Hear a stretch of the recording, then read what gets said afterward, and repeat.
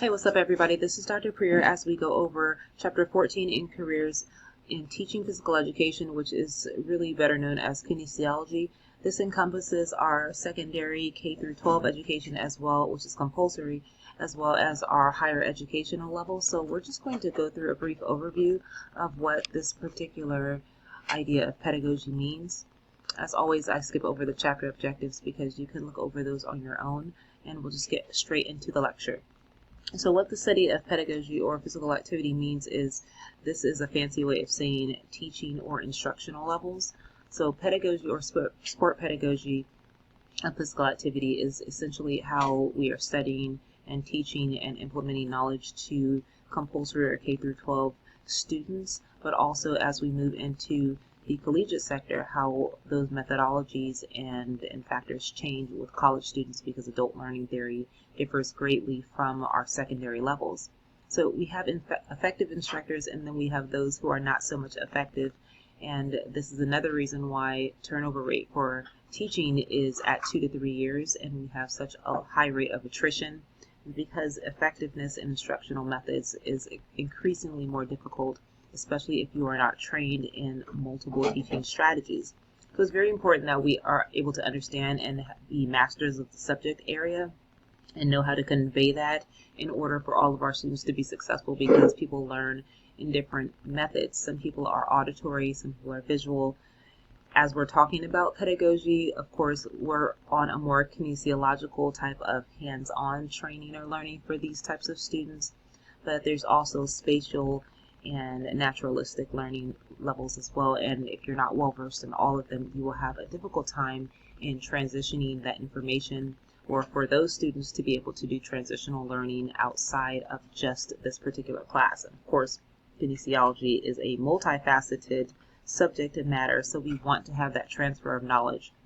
And these are some of the reasons why the attrition rates are very, very high in pedagogy type kinesiology careers. So as we look at the study of pedagogy more in-depthly, a person with a background in pedagogy should be able to look at some of these questions that you see here depicted and be able to give a viable response. And that's, number one, is more based on classroom management and keeping attention rates. How long should you talk versus how long you should practice? And a general rule of thumb is to talk less, much less than you are the time spent in actual engagement of the student or demonstration, practice, or active scrimmaging. Will your methods be effective? And the types of methods that are effective are really tested and true. You don't have to reinvent the wheel here. It's already been established for you. Just go with what works, and if you have a more exploratory form, you can implement those in small phases to see if you can have a more successful long-term implementation. But this is not something that you need to reinvent the wheel with. So you can think out of the box, but test the strategies in smaller areas instead of trying to do something new every single day.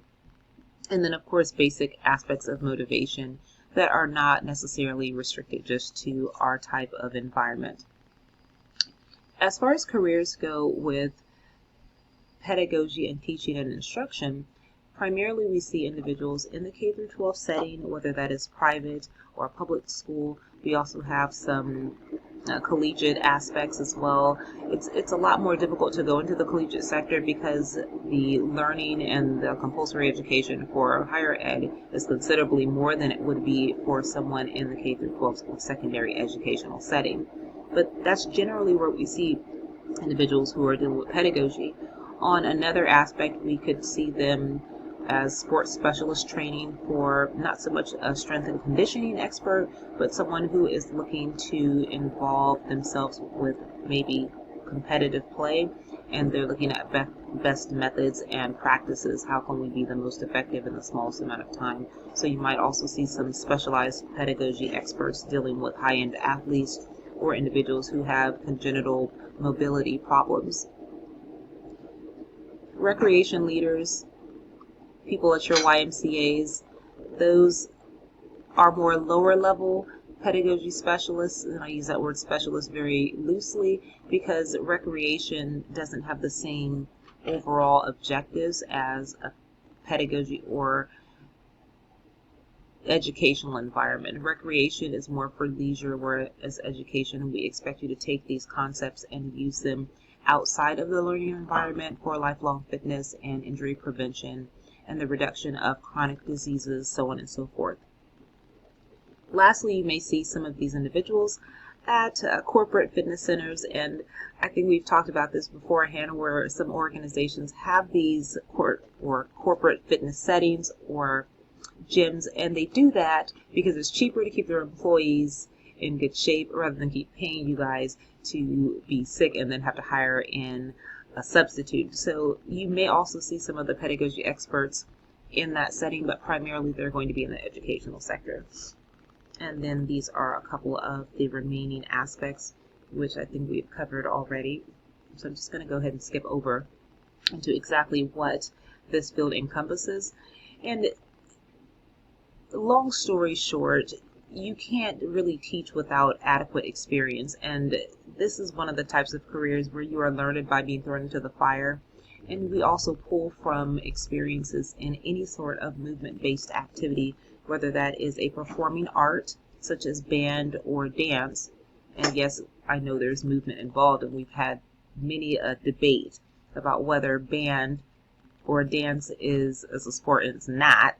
Performing art is the key word, but it still does encompass multiple aspects of kinesiology, and therefore that does go into the circle of experience for you.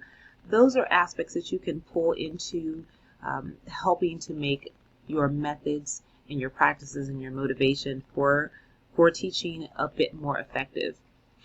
But in order to even get there, you have to go through a variety of certifications, and we're going to start with the most prominent, which is the Praxis 1 and 2. Now, in some states, I believe in Alabama, Arizona, and maybe South Dakota, I'm not quite sure exactly all of them, but you don't need the Praxis 1 or the 2. You really just need a transcript evaluation, and as long as you can show subject matter competency based on a specific number of predetermined units, then the state will grant you a certification in that subject area.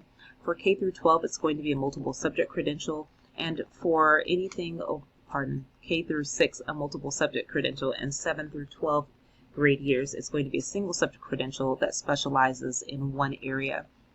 And that is going to require you to take the Praxis 1, and depending on what level of education, the Praxis 2. You do not have to maintain a certification through SHAPE America, which is formerly known as AFERD, which is the American Association for Health, Physical Education, Recreation, and Dance. They also have a California version of AFERD, and that has now been rolled into SHAPE America. So when you hear me say AFERD, it's really the same thing. They just changed the governing body. In addition to effectiveness, or what you would have to do into this type of career field, you would need effective research methodologies, etc. But that is more so if you're going to the higher educational level. Really, at K through 12, they're going to do that for you. There's quite a bit of in-house professional development, so you're probably not going to engage too much research, especially peer-reviewed research. The curriculum is fairly set. The way that you implement that, you have variety, but as far as curriculum constraints, there are certain things that you have to teach between levels at the K through 12 setting. So you're not too much going to be reinventing the wheel either there. It's much less academic freedom at those levels versus when you come to the collegiate sector. And then let's just go with the last bullet point, which is something that many people will struggle with. And not so much because they're incompetent, but just because kids are full of crap these days, and the schools do not get an allotment for funding when the student is not in the classroom. Therefore, you will struggle with effective class management, and that goes for time and discipline, simply because, once again, poor behavior is not handled in as much of an effective manner as it has previously been, just because of the budget and how a student will not, or a school will not, receive an allotment for funding when that student is not in the classroom. So you will have to deal with a lot of that, and that's unfortunate for kinesiology-based careers. Thank you. Because we are the classes that are often overstaffed with students having, I've had up to 60 people in a single class, and even at Pierce, I think I've had body conditioning classes with over 50 students in them. So it can be a problem at the secondary level, and that's just something that you should be well acquainted with and try to develop a plan of action, especially in regards to whether or not you'll get a teaching aid or how you can use students to also help control the class, students who are higher skilled, and allowing them to maybe work more closely with the higher skilled athletes in the class. And then as an instructor, you can deal with behavior management easier with lower numbers if you're working on rudimentary and fundamental skills with the beginning learners. So some of the objectives that you should really have a large amount of competency in are assessment methodologies, and keeping in mind everyone doesn't learn the same, so we can't have a singular method of assessment. Otherwise, you will penalize students who show competencies and strengths in other areas if you're only doing assessments based on improvement or one aspect of physical fitness, such as strength, where you have students who may excel in cardiovascular fitness and flexibility in a variety, agility, speed, and you're only testing in one aspect. So it's important to have multiple areas of assessment and also feedback. Personally, I have noticed that students respond differently to different types of feedback. Some of the students that I've had are extremely sensitive and need a lot of positive reinforcement, and others, whether or not they're athletes, are fine with me screaming across the field that they're running too damn slow and that they're going to fail if they don't finish this run within 8 minutes.